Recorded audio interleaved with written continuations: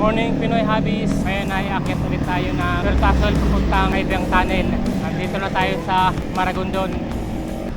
Tulog pa ba kayo dyan? Gising na kayo para mag-bike na.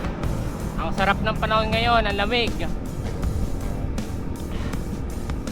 Akit ulit tayo sa Vertasol.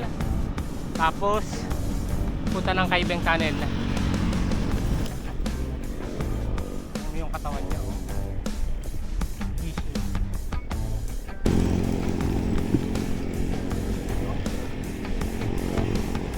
Neng.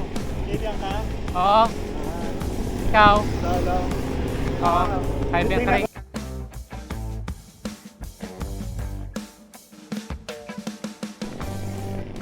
Unang ahon mula sa tulay. Woo!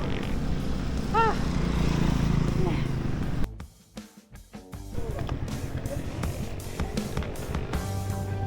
Swimming pool.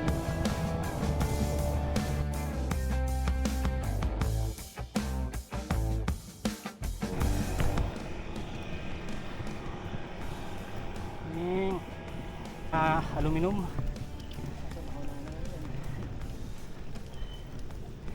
Kaibigan ko yung natumbay na naputol din. Naputol yung kanina. Ito yung batalya. Carbon o aluminum? Pero ano maayos pa eh. Ay, delikado Ito, pa. delikado na rin yun. Delikado.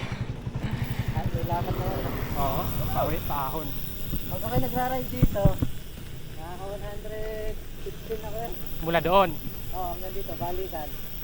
Ako ang ginagawa ko, Imbis na mag-concho ko, magkamanggahan pa ako para humaba pa ulit. oo.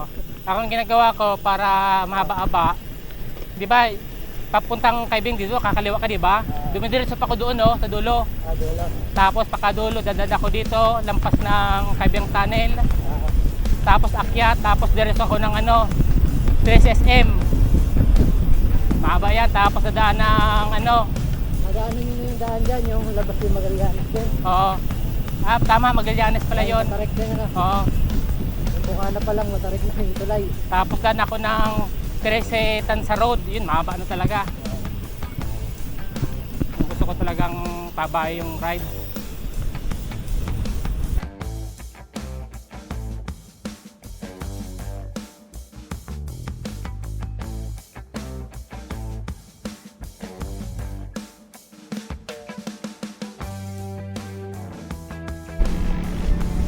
Mula Kaibiyang hanggang dito, sila na yung mga kasama ko. Naik na kami.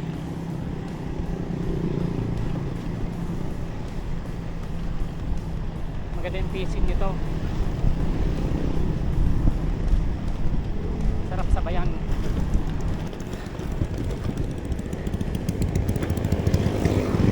Malapit na ako sa boundary ng Naik. Tapos Tansa na. Sila pa rin yung mga kasabayan ko. Lapit na kami sa Kapipisa.